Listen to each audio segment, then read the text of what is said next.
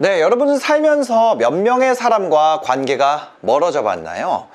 내가 자의적으로 내 뜻대로 멀어진 경우도 있지만 내가 원치 않아도 멀어지는 상황도 있을 겁니다. 근데 저는 얼마 전에 정말 재밌는 경험을 했어요. 한 30일 정도의 기간 사이에 제가 했던 비즈니스 관계 또는 뭐 SNS 그리고 뭐 개인적인 연락 뭐 등등등 많은 인간관계가 있잖아요. 이 중에 제가 손절을 많이 당해봤다 는 얘기죠. 뭐였냐면 일이 다 끊어졌었어요. 모든 수입도 끊어지고 직원들도 떠나고 뭐 이런저런 일이 있었어요. 근데 그때 제가 할 일이 하나도 없으니까 저는 지금은 그런 원한이나 뭐 어떤 그런 게 하나도 없어요. 왜냐면 제가 잘못해서 벌어진 일이기 때문에 진짜 하나도 없어요. 근데 그때 이런 걸 했다는 거예요. 그때 당시만 해도 이 사람들을 내가 마음에 섭섭함이 생겼던 거예요. 지금은 그런 거 전혀 없습니다. 그때 이게 몇 명인지를 세봤어요. 일이 너무 없으니까. 그게 211명이었습니다. 많은 숫자는 아니지만 그렇게 적은 숫자도 아니죠. 그래서 이때 제가 깨달은 게 있어요. 제가 공교롭게도 그 전에 뭘 했냐면 그 더 타임 호텔이라고 그 사회적 실험 서바이벌 게임에 나갔었거든요. 그 서바이벌 게임에서 저는 모르는 사이에 배신당했던 그 느낌과 현실 세계에서 손절당하는 느낌이 너무 똑같더라는 거예요. 그래서 그때 와, 이 느낌이 내가 이 사람한테 손절당하는 느낌이구나 라는 걸 알게 됐어요. 저의 안 좋은 경험을 기반으로 배우게 된 점을 여러분들에게 알려드리려고 합니다. 오늘 내용은요 이거예요. 나를 손절할 사람. 반대로 얘기를 하면 내게 어떤 일이 있어도 같이 있을 사람. 이 두 개는 반대 관계에 있죠. 예. 그래서 오늘 그 기준을 5가지를 설명드릴 텐데요. 이 반대편에 있는 분이 여러분들 옆에 있다면 그분한테 진짜 잘해 주시기를 바랍니다. 여러분이 알건 모르건 가장 아껴주는 사람이 바로 그 사람일 거기 때문입니다. 어떤 건지 알려드릴게요. 첫 번째는요. 대화의 핀트가 안 맞는다. 이게 어떤 느낌이냐면 우리가 모여서 뭔가 회의를 해야 되는데 회의 진행이 안 돼. 왜 그럴까 생각을 해봤더니 목표가 다른 거예요. 예를 들면 우리 팀의 목표는 매출 신장이야. 근데 어떤 사람의 목표는 다른 걸 수 있잖아요. 그러면 이 회의가 진행이 안 돼요. 우리가 하는 말에 대해서 집중도 못하고 같은 맥락에서 생각하고 있지 않기 때문에 저는 그게 저의 지도력의 부재라고 생각했어요.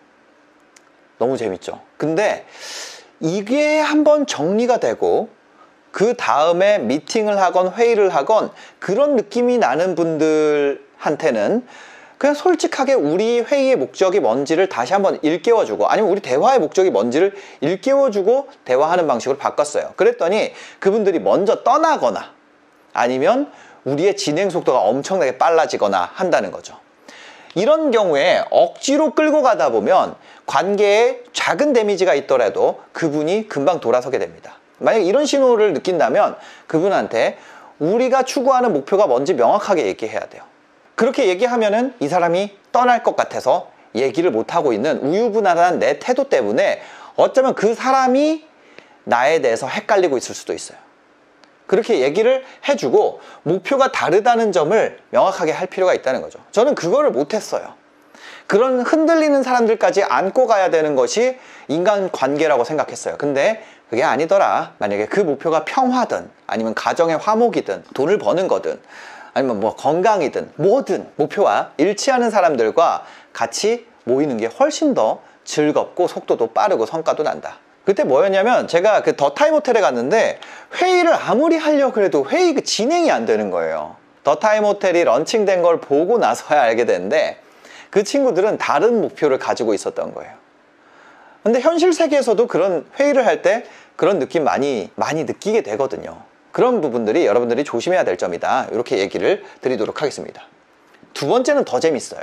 진짜 위험한 사람인데 가능성을 단정적으로 말하는 사람. 정말 위험한 사람입니다. 나한테 벌어질 일을 단정적으로 말해. 아직 일어나지도 않은 일인데 어떻게 그렇게 단정적으로 말해? 이렇게 얘기할 수 있어요. 그 사람은 여러분을 배신할 가능성이 높습니다. 왜냐하면 내가 가능성이라고 생각하는 영역이 그 사람은 단정적인 영역이기 때문이에요. 정보의 비대칭을 만들고 있는 사람이야. 정보를 통제하고 있는 사람이에요. 나에겐 아직 가능성이라고 생각하는데 그 사람은 단정적이야. 나는 미래를 모르지만 그 사람은 실제로 단정적이기 때문에 단정적으로 얘기를 하는 거예요. 그럼 그 사람 내가 가지고 있지 않은 정보를 갖고 있는 거야. 그럼 그 사람 내 편이에요? 내 편은 아니라는 거야. 그 사람은 누군가 다른 사람들과 편이 돼 있을 가능성이 높다.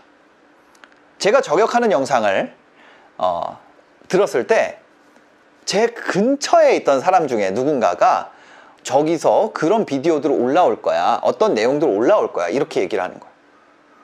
근데 알고 보니까 그 사람이 제보한 것도 있었어. 너무 재밌죠? 나는 모르는 영역인데 이 사람은 알고 있어. 그러면서 그거 조심하래요. 비디오 다 지우라고. 근데 이게 오히려 악수였어요. 그 사람의 이야기를 들은 게 나의 악수였다고요. 무슨 얘기인지 아세요? 이게 너무 재밌는 거예요. 세상이 정말 재밌습니다. 만약에 여러분들에게 그냥 가능성의 영역인데 그거를 아주 단정적으로 안 좋게 얘기하는 사람, 아니면 단정적으로 뭔가 일어날 거라고 얘기하는 사람, 그 사람이 통찰력이 높은 것이 아니라 그 사람이 여러분을 배신할 사람이라는 얘기예요. 세 번째입니다. 내가 말할 때 나를 우스운 사람으로 만든다. 왜 그럴까요? 이거는 정치력에 대한 부분이에요. 제 말은 들을 가치가 없어. 이걸 만들기 위해서 어떤 걸 해야 돼요? 그 사람의 말을 우습게 만들어야 돼. 나도 그냥 자기가 자기 말 우습게 하는 건 상관없죠. 저는 제 말 우습게 하니까요. 근데 남의 말에 대해서 무슨 말을 했는데 그 말을 우습게 만들고 모두가 무시하는 분위기로 이끌어간다? 진짜 조심해야 돼요. 나를 소외시키고 배제시키려는 겁니다. 그리고 만약에 그 사람이 여러분들한테 이런 얘기를 할 수도 있어요. 웃긴 게 좋은 거야, 웃긴 게 좋은 거야, 이렇게 얘기할 수도 있어요. 근데 여러분이 어떤 치열하게 얘기해야 되는 상황에서 여러분의 치열함을 우습게 만드는 사람이 있어. 나 이거 꼭 아껴야 되는데, 아니면 나 이 약속 꼭 지켜야 되는데, 근데 그거 되게 우습게 만들어. 저는 그런 사람들까지 다 안고 가려고 그랬었어요. 다 안고 가려고 그랬는데, 그런 사람들은 조금의 균열이 오기 시작하면 가장 먼저 떠날 사람들입니다. 네 번째, 자꾸만 아프다고 하는 사람. 여러분 주변에 혹시 이런 사람 있나요? 무슨 일만 있으면 나한테 아프다고 하는 사람, 나랑 떨어져 있고 싶어 하는 사람. 그런 사람들이 사정상 어쩔 수 없이 그런 것처럼 얘기하지만 알고 보면 그 사정이 아닌 경우가 많이 있어요. 본인이 아프다고 하는 경우도 있고, 부모님이 아프다고 하는 경우도 있고, 동생이 아프다고 하는 경우도 있어요.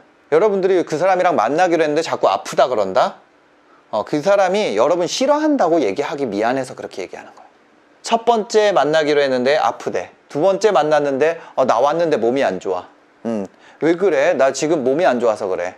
그 무슨 일 있어? 그러면 부모님이 아프셔서, 아니면 동생이 아파서, 형이 아파서, 누가 아파서. 아프다고 하는 사람은 여러분의 편일 가능성이 없습니다. 그죠? 내가 아픈 것도 하루 이틀이지. 계속 아프다 그러는 사람은 너무 위험해. 너무 위험한 신호예요. 이 사람들은 이제 내가 진짜 약해지잖아요. 그러면은 제대로 말해. 이 사람들은 마음이 약한 사람들이에요. 마음이 약해. 나를 싫어하는데 마음이 약한 사람들. 그런 사람들이 이렇게 말하거든요. 미안하니까. 근데 내가 더 약해지잖아요. 이 사람들 마음 약한 것보다 더 약해지잖아요. 그럼 갑자기 다른 사람이 돼. 전화도 안 받고 그냥. 다섯 번째는 내가 잘못했다고 말한다.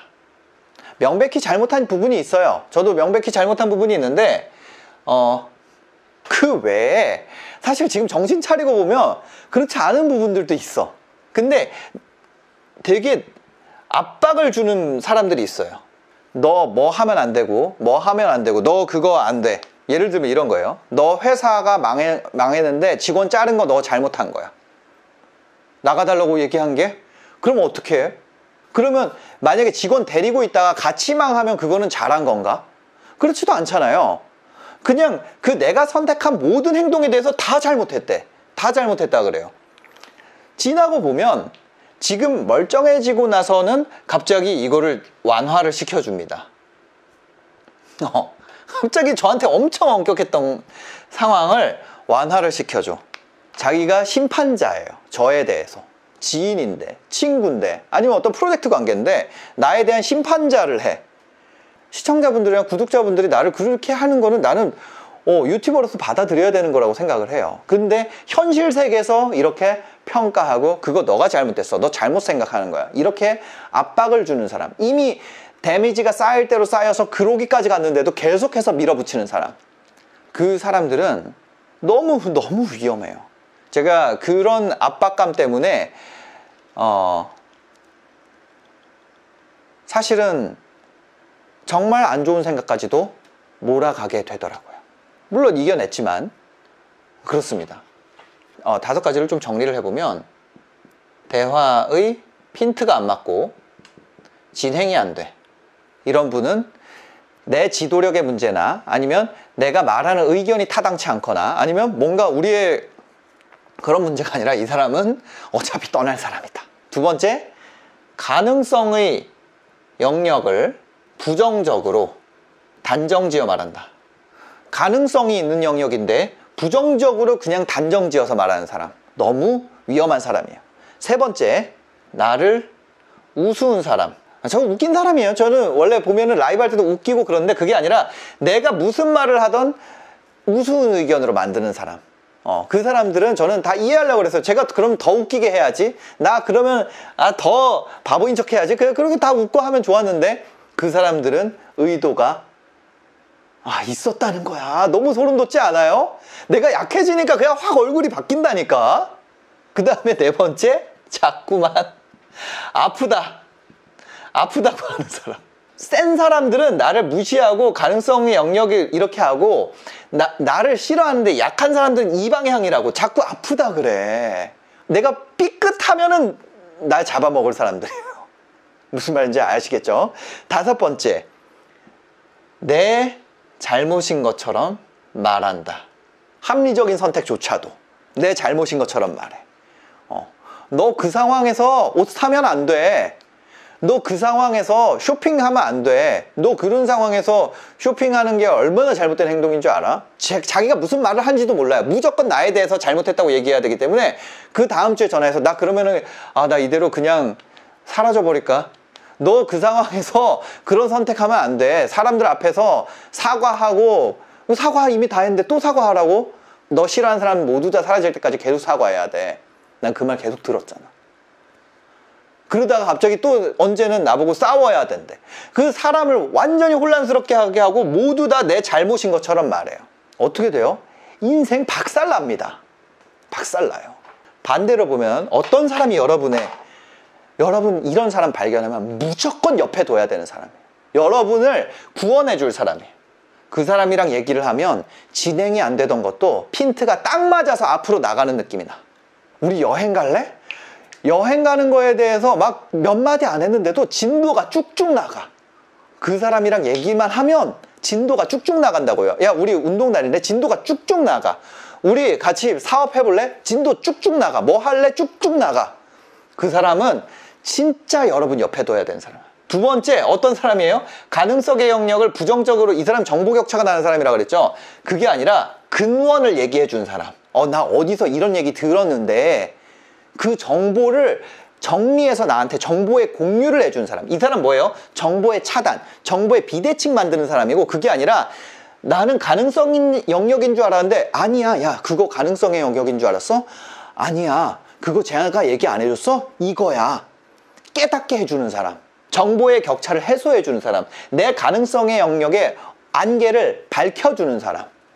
세 번째, 나를 우스운 사람으로 하지 않고 나를 응원해줘요. 내가 어떤 의견을 말했어요. 병신. 이게 아니라 그렇게 하면은 맞아. 그렇게 할 수 있어. 너 그 관점에서 한번 생각해보자. 내 관점에 동의해주는 사람. 이 사람이 내가 만약에 우스운 선택을 하더라도 그렇게 얘기해줘. 야, 그렇게 얘기하면은 사람들 우습게 생각할 수 있으니까 이렇게 한번 해보자. 오히려 고쳐주지. 내가 이렇게 손가락질 하지 않는다는 거예요. 만약에 여러분 옆에 이런 사람이 있으면 진짜 무조건 잡아야 돼요. 여러분들의 진짜 찐 같은 편입니다. 세 번째, 자꾸 아프다고 하는 사람. 아니, 아파도 나오는 사람. 나 진짜 몸이 안 좋은데 너 그런 상황이면은 나 가야지. 말도 안 해. 아프다 말을 안 해. 나중에 미안해. 알고 보니까 아팠대. 나랑 같이 있는 시간이 너무 중요해가지고 그 얘기를 못 하는 거야. 안 하는 거죠. 신경 쓸까봐. 너무 감동적이지 않아요? 이거에 반대인 사람들은 너무 감동적인 사람들이야. 그런 사람들도 나온다는 거예요. 그런 사람들도 나와. 다섯 번째, 내 잘못인 것 같이 말한다. 잘못을 할 수 있어요, 사람이. 근데 뭐냐면 내가 했던 결정에 대해서 일관성 있게 대응을 해요. 다 잘못했다 그러면 할 수 있는 게 없잖아요. 나 바쁘게 살까? 너 그거 잘못 생각하는 거야. 나 그러면 한가하게 살까? 그거 너 잘못 생각하는 거야. 나 밖에 사람 만날까? 그거 너 잘못 생각하는 거야.